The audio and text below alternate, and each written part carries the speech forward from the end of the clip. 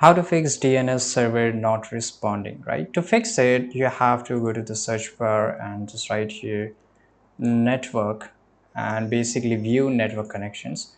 Open it up, and whether if you're using a Windows 10, 11, whichever version, it will open like this. So if you're using a wired connection, select this, or if you're using a Wi-Fi, select this, right? So I've selected this Wi-Fi section here. I will right click on it and I will go to the properties. Now here inside the properties, I will just go down, right? And here I'll just click on configure.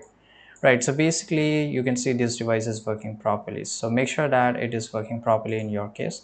We'll close it, we'll right click again on it, and again we will go to the properties. Then we'll go to the sharing option here. Right, and once you're here, you have to just wait for a few seconds. Right, and once you're here, let's say that whether basically you have to select it, right?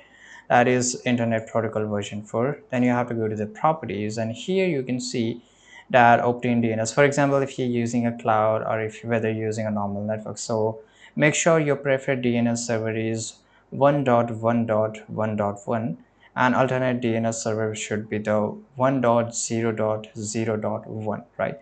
So this is the fastest DNS which you can just connect it, and it's really fast. And this is the only one way to do it. So I hope you found this video very useful. Subscribe.